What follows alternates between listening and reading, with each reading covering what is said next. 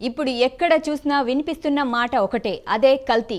వాళ్ళ స్వలాభం కోసం ప్రతి ఆహార పదార్థాన్ని కల్తీ చేస్తూ ప్రజల ప్రాణాలతో చెలగాటమాడుతున్నారు. ఈ మధ్య కూకట్పల్లిలో 7 అమాయకులు కల్తీ కల్లు కాటుకు బలయ్యారు.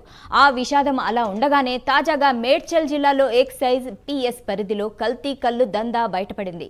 ఏకంగా పాల ప్యాకెట్ మాదిరిగా కల్లు ప్యాకెట్లను తయారు చేసి కల్తీ కల్లును అమ్ముతున్నారు. ఎలాంటి అనుమానాలు లేకుండా కల్తీ కల్లును విక్రయిస్తున్న వారిపై పోలీసులు దాడులు చేసి ఒకరిని అదుపులోకి తీసుకున్నారు. కండ్లకోయ, అయోధ్యానగర్, గుండ్ల పోచంపల్లి పరిసర ప్రాంతాల్లో కల్లి కల్తు దందా చాప కింద నీరులా ఇష్టానురీతిన విక్రయిస్తున్నారని ప్రజలు వాపోతున్నారు. ఇలాంటి వారిపై ఎక్సైజ్ శాఖ అధికారులు వెంటనే కఠిన చర్యలు తీసుకోవాలని ప్రజలు కోరుతున్నారు.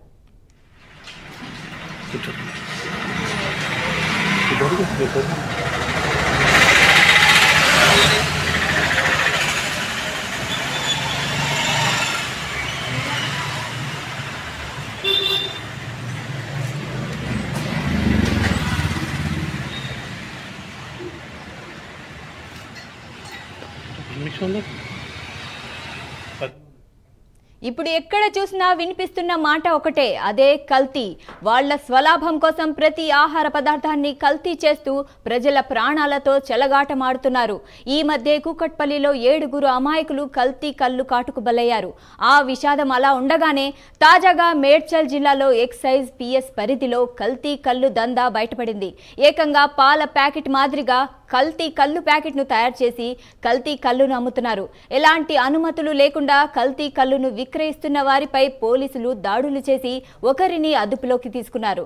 కండ్లకోయ, అయోధ్యానగర్, గుండ్ల పోచంపల్లి పరిసర ప్రాంతాల్లో కల్తీ కల్లు దందా చాప కింద నీరులా ఇష్టారీతిన విక్రయిస్తున్నారని ప్రజలు వాపోతున్నారు. ఇలాంటి వారిపై ఎక్సైజ్ శాఖాధికారులు వెంటనే కఠిన చర్యలు తీసుకోవాలని ప్రజలు కోరుతున్నారు.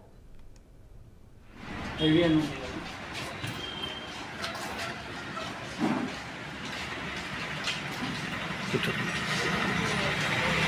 baru